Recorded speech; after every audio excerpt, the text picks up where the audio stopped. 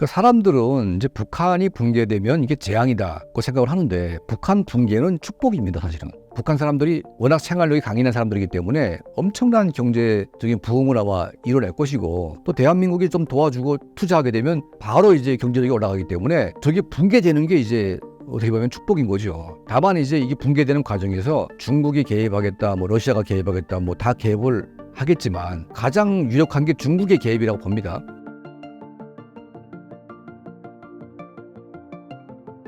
한반도 전쟁 가능성이 한국 전쟁 이후에 가장 높다고 하는데 이 부분에 대해서 어떻게 생각하시나요? 그러니까 이제 전쟁이라는 것은 아주 상식적으로 생각을 해야 돼요. 우리가 6.25 전쟁 때만 봐도 북한군은 이미 전쟁을 준비했고 대한민국은 그때 군대가 겨우 형성이 돼서 정말 군대라고 하긴 힘들 만큼 이제 허접한 때였고 북한은 러시아가 이제 기계화 군단들을 갖다가 제공해가지고 탱크, 포병 해가지고 다 준비가 끝난 상태였거든요. 그러니까 막강한 군사력과 군대가 준비돼 있었기 때문에 전쟁한다는 말도 없이 그냥 때려가지고 전쟁을 했어요. 그러니까 원래 짖는 개는 물지 않는다는 그런 말이 있지 않습니까? 그때 북한은 짖지 않았어요. 힘이 있었기 때문에 그냥 조용히 친 거지 않았습니까?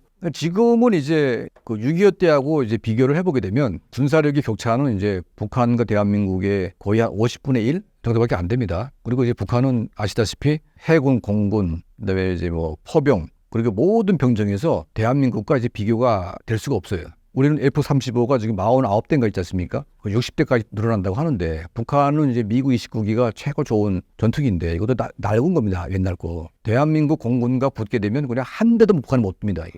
그리고 이제 화력에서도 우리는 이제 한미연합군이기 때문에 미군의 화력과 대한민국의 화력이 한꺼번에 붙게 되면 지금 이스라엘 전쟁에서 보다시피 지금 뭐 하마스나 뭐 이란이나 이런 게 좀 꼼짝 못 하는데 특히 이란 같은 경우에는 북한보다 군사력이 몇 배나 강한 나라거든요. 그럼에도 불구하고 이란이 이스라엘한테 찍소리 못하고 있어요. 대한민국과 이스라엘의 군사력을 비교해보게 되면 우리는 이스라엘보다 훨씬 더 군사력이 높습니다. 북한이 요란해 보이지만 막상 뚜껑을 열어서 우리가 화력을 퍼붓기 시작하면 북한은 20분 안에 완전히 괴멸될 수밖에 없는 그런 상태라고 봅니다. 이런 그 뻔히 아는 김정은이가 자기 목숨을 자초하면서 전쟁을 한다? 이거는 제가 보건대는 전혀 상식적으로 맞지가 않고 어떤 전문가들은 이런 말을 합니다. 북한은 잃을 게 없기 때문에 뭐 막 나갈 수 있다. 근데 북한 사람들이 잃을 거 없지만 북한 김정은은 다 잃는 거예요. 그러니까 북한이라는 나라는 김정은을 위한, 김정은을 위한 나라이기 때문에 다 김정은의 이익과 또 김정은의 생명 연장을 위해서 온 나라가 희생하는 그런 구조 속에서 김정은이 죽는다는데 걔가 왜 전쟁을 해야 됩니까? 그러니까 전쟁을 할 이유가 전혀 일도 없는 거예요, 이게.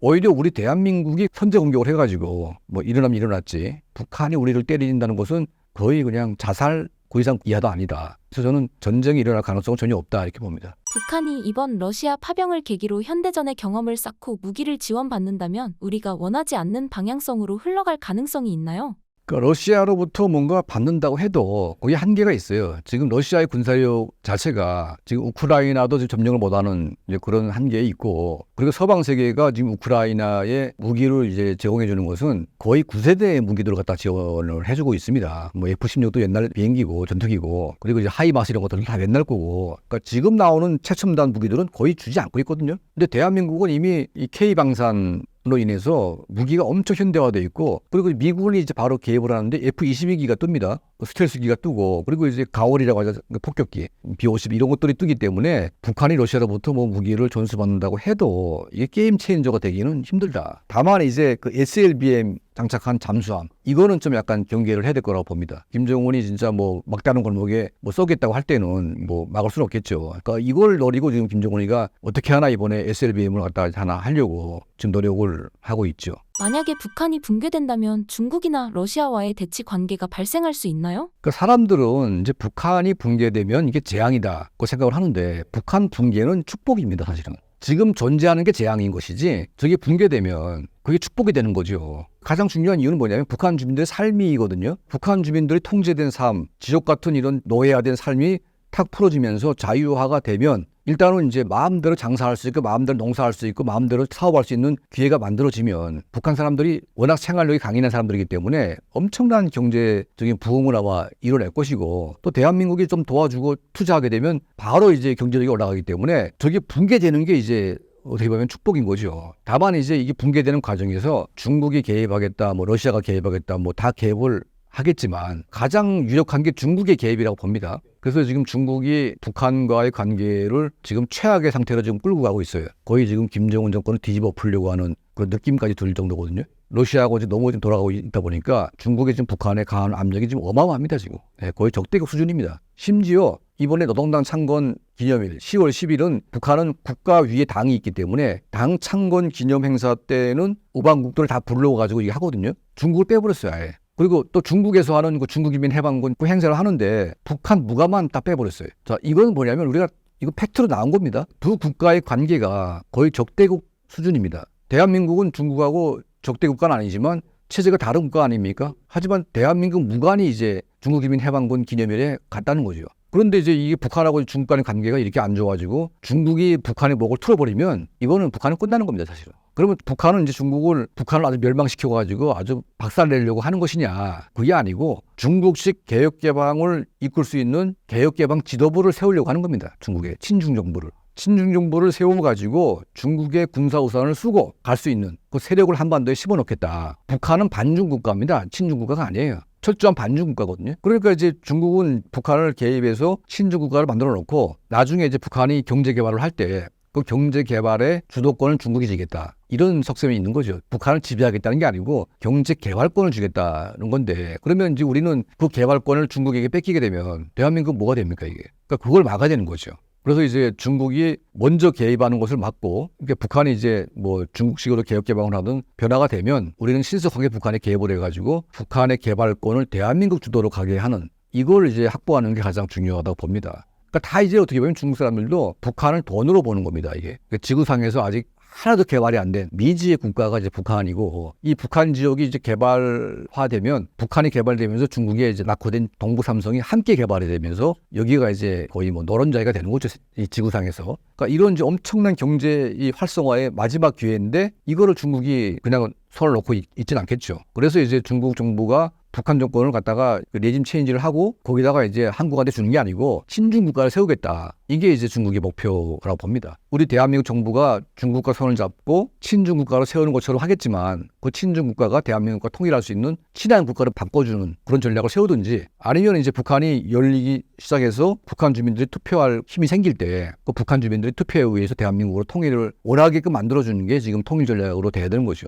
만약 북한이랑 통일하게 되었을 때 우리가 원하지 않는 시나리오로 흘러갈 가능성이 있나요? 그러니까 이제 그게 잘못된 생각인 것 같습니다. 왜냐하면 그 지금 대한민국이 경제가 어려운 거는 그 이제 중국이 지금 대한민국을 되게 비틀고 있어요. 그러니까 이제 삼성을 막 죽이면서 한국 기업들을 갖다가 중국이 옥죄를 하거든요. 그래서 중국의 내수 이제 산업을 키우고 있는데 그러면 이제 한국 상품들이 좋은 거 다 알아요. 통제하고 이제 여론화하기 때문에 한국 제품이 중국에 팔리기도 힘들고 그리고 밀수로 갈 수도 없어요. 인천항으로밖에 갈 수가 없거든요. 자, 그런데 만약 북한이 열리고 천리 국경이 중국하고 마주한다고 치게 되면 중국이 경제 통제를 할 수가 없습니다. 이 천리 국경을 통해서 한국 물품들이 밀수로 다 중국에 나가게 돼 있거든요. 그러니까 이게 막을 수가 없어요, 이거는. 그래서 한국의 질 좋은 상품들이 중국인들이 구입할 수 있는 그런 무궁무진한 이 통로가 열리고 그렇게 되면 중국이 열 수밖에 없습니다. 그러니까 한국 상품이 제대로 중국 시장에서 평가받을 수 있는 이제 그런 기회가 이제 열리기 때문에 어마어마한 시장이 이제 열리는 거죠. 그리고 이제 북한이라고 하는 2,300만의 그 덩어리가 이제 시장화되면 대한민국의 절반의 사이즈가 이제 우리 편으로 이제 되는 거 아니겠습니까? 그럼 내수 시장이 늘어나게 되고 이 내수 시장이 동북 중국 지역까지 다 이제 합세가 되면 적어도 한 1억 명 이상의 내수 시장이 한국 경제권으로 들어오게 됩니다. 이게 하나로. 그러면 한국 경제가 굉장히 힘든 게 뭐냐? 내수 주도의 경제다 보니까 일본은 내수 구조가 굉장히 높습니다. 그러니까 수출이 안 돼도 굉장히 먹고 살만한데 우리는 수출만 안 되면 굉장히 힘든 구조이다 보니까 이 사이즈가 좀 생기고 내수 경제가 좀 확대가 돼야 우리 경제가 이제 안정화가 될 수 있다는 얘기죠. 아주 기본적인 얘기입니다. 그러니까 이거 통일이 안 되면 불가능해요. 그러니까 이런 이제 한국 경제의 그 약간 축소화된 어떤 조성장화된 이런 경제 구조를 한 방에 바꿀 수 있는 것은 통일밖에 없습니다. 그러니까 내수 시장 그리고 이제 북한의 엄청난 노동력, 그러니까 뭐 이제 싼 노동력이라고 표현하면 좀 이상한 얘기긴 하지만 독일 통일의 실패를 우리가 교훈 삼아서 독일은 어떻게 했냐면 통일을 하면서 동독의 저평가된 이런 수준을 인정해야 되는데 이거를 이제 동독과 동일시해 버렸어요. 그러다 보니까 이제 화폐를 1대1로 바꿔주고 임금도 갑자기 독일 수준으로 같이 해주고 이러다 보니까 처음에 동독인들은 엄청 좋았습니다. 소독에 똑같은 혜택을 받으니까. 근데 점점 갈수록 동독은 되게 힘들어졌어요. 왜냐하면 똑같은 임금을 주는 동독에 투자하는 것이 아니라 전부 다 더 싼 다른 나라로 가는 거죠. 체코나 뭐 폴란드 이런 나라 가는 거죠. 그러니까 동독이 오히려 더 힘들어졌어요. 돈대로 쓰고. 한반도 통일은 북한 사람들을 대한민국 세금에 의해서 그냥 공짜로 먹여 살려주는 독일식 통일이 아니고 이거는 시장화된 시장으로 철저하게 연계된 통일. 투자 개념으로. 그래서 북한 주민들의 생활 수준을 단계적으로 높이는 그렇게 가야 이제 북한 사람들도 뭐 성취감도 생기고 또 자기네도 이제 그런 남쪽을 볼 때 우리가 빌어먹는 게 아니다. 우리 스스로 살아가고 있다는 그런 자부심도 생기고 또 대한민국은 우리가 우리 세금으로 우리 살기도 힘든데 그걸 공짜로 준다고 하게 되면 서로 또 부담스럽지 않습니까? 그러니까 이게 부담이 아니고 서로의 윈윈이 되는 통일을 가야 되는 겁니다. 우리의 경제 어떤 개발 노하우, 이 기술력, 이 첨단 이런 시스템들이 북한에 투자가 되고 북한은 이제 저평가된 노동력과 지하 자원과 이 관광 자원이 이제 우리 하나의 어떤 그 국가 자원으로 이제 편입이 돼가지고 이게 두 개가 시너지가 되게 돼 있지 그게 어떻게 우리가 재앙이 됩니까? 그러니까 물론 이제 북한이 붕괴돼가지고 북한 사람들은 아무것도 일을 안 시키고 우리가 통째로 목이 살리겠다. 이런 건 우리의 생각, 단순한 생각일 뿐이지 북한에 2,300만의 북한 사람들이 왜 놉니까? 다 피터지게 일할 수 있는 사람들인데. 그걸 왜 우리가 목을 살립니까? 그런 생각 자체가 문제가 있는 거예요. 그리고 그 어떤 북한 사람도 남쪽의 대한민국의 국민들에게 구걸하면서 살고 싶은 사람들 단 한 명도 없습니다. 거기는. 그들에게 자유만 주게 되면 누구나 일을 해서 다 먹고 살 수가 있는데 왜 우리 구걸합니까?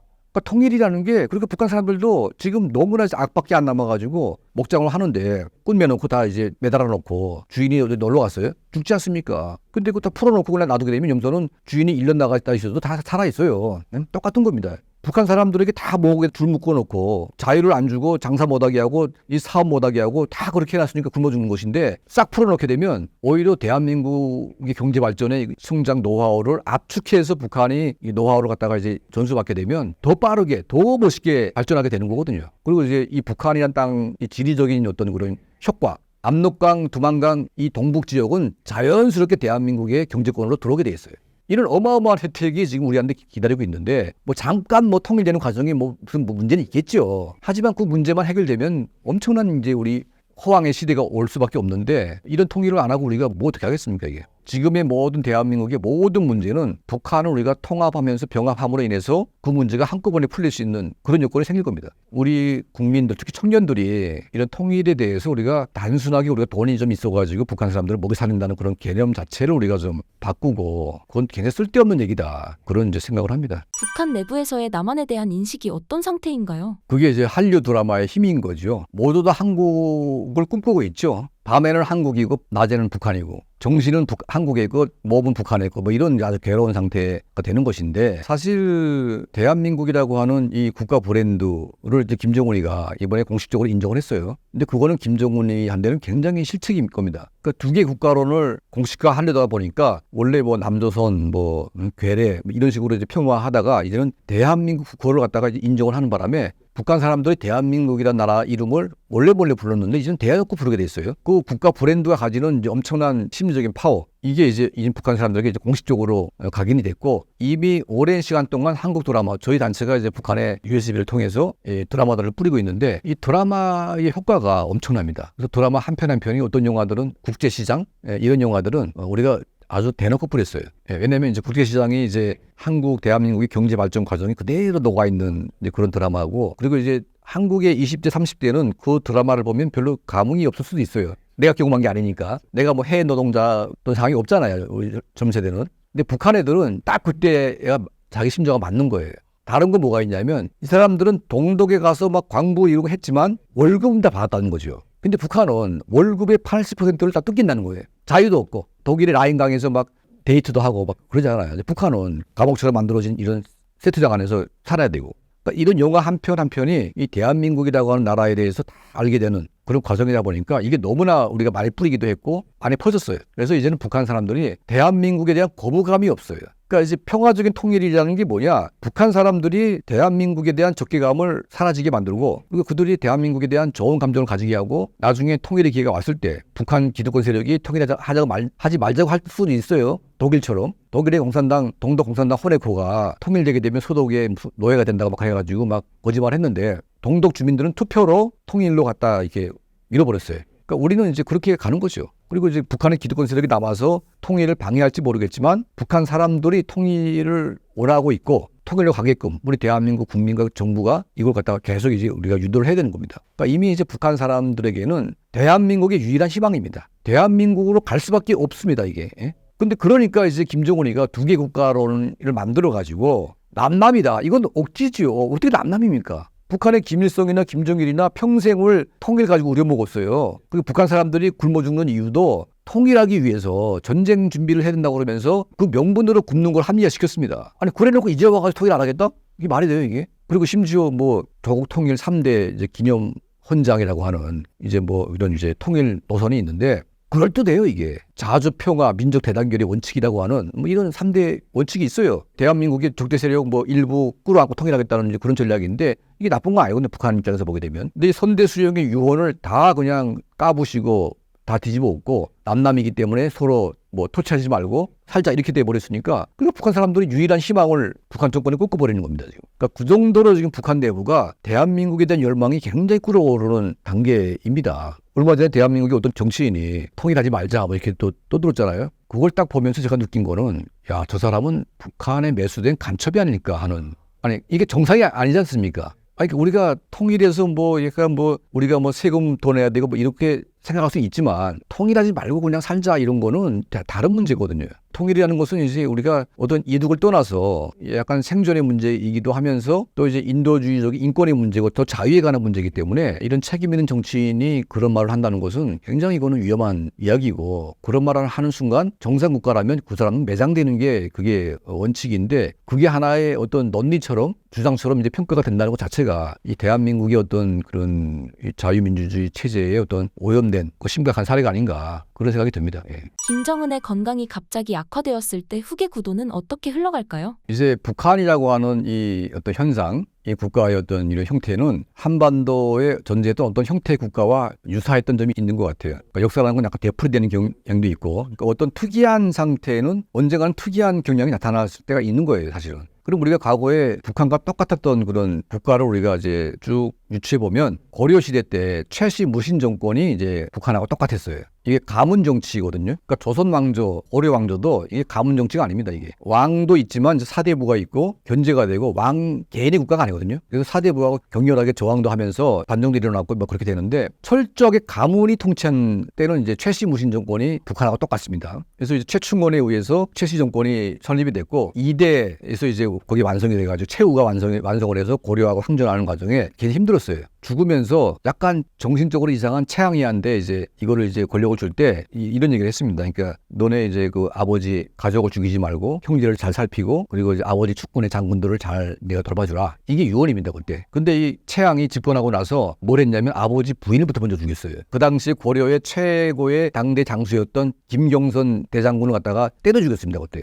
그러면서 이제 무신들이 이제 이게 들고리 나가가지고 이 최양 정권을 이제 뒤집어 엎는데 그때 사대를 얘가 굽사하면서 사대를 세우는 과정에 이제 정권이 붕괴되는 거거든요. 그러니까 김정은도 지금 그때하고 유사합니다. 그러니까 김정은이가 죽을 때 가족을 죽이지 말아라. 너 옆에 가신들은 다 잘 관리해라. 똑같아요 유언이. 근데 얘가 집권하면서 뭘 했습니까? 자기 이부 엄마부터 죽였어요. 김옥이라고 하는. 그 김옥이 때문에 내 엄마가 자기 아버지에게 천대받았다. 뭐 하면서 이제 그 엄마부터 때려 죽인 거거든요. 그 엄마, 오빠, 아버지까지 다 총살을 시켰어요. 김옥이부터 죽이고, 장성택이 죽이고, 고모가 다 쑥대밭을 만들고, 자기 친형을 죽이고, 그리고 이제 북한군의 최고 명장인 미영호 총참모장을 갖다가 고사기관총으로 쏴 죽였습니다. 그러니까 이게 모든 붕괴되는 과정이 이 최씨 무신 정권하고 똑같아요, 그냥. 그러고 나서 이제 갑자기 김주애가 나왔는데 이 김주애가 후계자인지 아닌지는 더 두고 봐야 되겠지만 저는 후계자로 보지는 않습니다. 이 후계자가 뭔가 문제가 있는 거예요, 지금. 그래서 이제 김정은이가 굽사하면서 사대로 이제 누군가 지명하겠지만 그 과정에 붕괴되는 시나리오가 고려 무신 정권 70년하고 유사합니다, 이게. 그러니까 이거는 잘 피할 수 없는 구조 같아요. 역사의 한 드라마 같이 똑같이 가고 있으니까. 최충원, 최후, 최항, 최희로 가는 이제 그런 4대로 가는 이제 그런 과정인데 지금 김일성, 김정일, 김정은 또 누군가 김주애 뭐 가는 모르겠지만 몸이 안 좋은 것도 똑같아요. 김정은이가 이 정신적으로 문제가 있어가지고 사람 마구 죽이는 것도 똑같고 자 그런 과정에서 이제 4대로 가는 과정에서 이제 무너지게 되는데 이 가문 정치입니다 완전히 북한은. 가문에 의해서 다 움직이는 그런 정치다 보니까 그러니까 이런 거를 비춰봤을 때 북한이란 나라가 어떤 이제 국가든 어떤 이제 뭐 물건이든 사람이 생명이든 다 수명이 있지 않습니까? 그러니까 이미 북한은 그 수명을 다한 국가이기 때문에 그 수명을 되돌릴 수 있는 어떤 그런 기회나 명분이나 가능성이 일이라도 남아있으면 갈 수 있겠지만 하나도 없어요. 그러니까 이미 수명이 끝났기 때문에 뭐 좀 몇 년 더 가고 안 가고 이런 것들은 사실은 지엽적인 문제인 것이고 이미 북한은 저는 살아남기 힘든 국가로 봅니다. 가장 중요한 것은 민심은 천심이다. 근데 이미 북한의 민심은 다 떠났어요. 누구도 북한 정권을 신뢰하거나 좋아하는 사람들은 이게 정신 나간 애들이지 정상적인 북한 사람들은 김정은 정권에 대해서 누구도 좋아하는 사람이 없다는 겁니다. 오히려 남쪽에 더 많을 거예요. 대한민국에. 대한민국이 북한을 지지하는 세력이 더 많다고 봐요. 북한보다. 그래서 김정은이가 저렇게 버티고 있는 거죠. 그래서 대한민국은 내부의 적부터 먼저 청산하고 지금 우크라이나도 보게 되면 러시아가 쳐들어오는데 러시아 편드는 애들이 있어요. TV 현장에서 막 주먹질을 막 때리고 있잖아요. 근데 때려도 그때는 누가 뭐라 안 해요. 저거 맞아야 된다 저런 것들은. 근데 대한민국엔 진짜 그 맞아야 될 인간들이 얼마나 많습니까 지금. 백주대낮에 김정은이 갖다가 막 지지하고 막 그렇게 뭐 환송대회 이러겠다고 대학생들이 막 그렇게 하고 있잖아요. 그러면 이제 뭐 5.18에서 그 전두환 이거 이제 5.18 강주에서 뭐 사람을 죽이고 했다는데 전두환 한영대회를 열겠다. 똑같은 거 아니에요 지금 그게. 그런 정신 나간 애들 세상 어디 있어요 이게. 북한 주민들의 민심이 돌아섰다고 하는데 우리에게 와닿을 만한 대표 사례가 있을까요? 그 사례라는 것은 그 이제 우리가 이제 북한 내부에서 우리가 취재가 불가능하기 때문에 뭐 우리가 듣는 얘기는 꽤 많지만 입증될 수는 없어요. 그러니까 이걸 입증할 수 있는 거는 북한 정권이 행하고 있는 정책을 보면 다 알 수 있는 거예요. 그러니까 뭐 우리 북한말 뭐 보호법이라든지 그리고 뭐 반동문화 배교법이라든지 그리고 뭐 이제 두개 국가론이라든지 이런 법을 만들고 국가론을 만들고 예를 들면 고등학생까지도 드라마 봤다고 청산을 시키는 이런 거를 보면 북한 정권이 굉장히 취약해졌구나. 그리고 이제 고등학생도 이제 무서워가지고 저걸 죽일 수밖에 없는 나라가 됐으니까 어떻게 보면 북한이 막바지로 가고 있다는 그런 하나의 증거가 아닐까. 김정은의 다음 후계자가 김주애가 아니라는 이야기가 있는데 그 이유가 어떻게 될까요? 그러니까 김주애는 예를 들면 여자가 이제 왕이 되는 이제 그런 거는 굉장히 좀 선진화됐거나 아니면 이제 그런 이제 굉장히 좀 이렇게 문화적으로 약간 그런 독특한 게 있어야 되는데 우리 한반도는 이제 유교 문화가 이제 보편화돼 있고 가부장적인 문화가 이제 돼 있는데 한국은 이제 많이 선진화돼 가지고 여성들의 인권이 상당히 향상이 됐는데 북한은 가부장의 가부장, 그러니까 아프가니스탄보다 더한 가부장 국가입니다. 현재 김여정이나 현성월이나 이런 애들이 설치는 것은 김정은이가 살아있어서 김정은에 의해 권력을 받았기 때문에 설치는 것이지 김정은이가 죽으면 걔네들은 아무것도 아닌 거죠. 근데 그런 가부장적인 국가에서 지금 김여정이나 현성월이가 설치는 것도 꼴보기 싫은데 김주애가 수령이 된다? 그러면 이제 그게 김정은이가 사망하는 순간 이거는 곧바로 붕괴되기 때문에 나는 오히려 김주애가 되길 바라요. 바라면 그건 곧바로 망하는 거니까. 그러니까 견딜 수가 없는 겁니다, 이게. 그래서 그런 가부장적인 국가에서 가장 이제 파격적인 그런 이제 후계자가 나온다는 것은 이거는 말도 안 되는 얘기고요. 그리고 이거는 북한의 내부 실정을 좀 안다면 절대로 그렇게 여자로 권력이 가기는 불가능합니다. 그래서 아마 아직까지는 아들이 준비가 잘 덜 돼가지고 못 내는 것 뿐이지 이제 준비가 되고 좀 이렇게 김정은이가 원하는 그 아이가 일정한 정도의 사이즈가 좀 되고 좀 커지면 아마 나오지 않을까. 그러니까 김주애는 지금의 김여정같이 후계자를 돌봐주는 누나가 되든지 아니면 동생이 되든지 뭐 그런 역할을 아마 시키려고 하는 것 같아요. 집권 초기와 비교해 김정은의 건강은 얼마나 악화되었나요? 그러니까 이제 작년 8월 달에 김정은이 중국의 선양제일병원에 급비리에 들어와서 이제 심장 수술을 한 건 팩트인 것 같아요. 그래서 이제 그때 중국 선양병원에서 김정은의 신체 데이터를 다 뽑은 거죠. 그래서 그걸 이제 중국 안정부가 김정은의 기대 수명을 분석을 했고 3년으로 보는 겁니다. 제가 아까 말을 했다시피 김정은이가 오래 살려면 지금 무절제한 어떤 환경을 바꾸고 음식을 또 바꿔야 되고 담배 피지 말고 또 이제 무절제한 그 성관계 이런 것들을 다 줄이고 이렇게 해야 되는데 김정은이의 최대 삶의 어떤 그런 이 환락이 지금 거기서 나오고 있는데 이걸 포기할 수가 있을까요? 절대로 안 되는 겁니다, 이게. 그래서 김정은이는 구었던 약을 쓴다고 해도 회복되기가 힘들고 그리고 이제 김정은 자체가 숙마 외에는 운동을 할 수 있는 구조가 아니에요.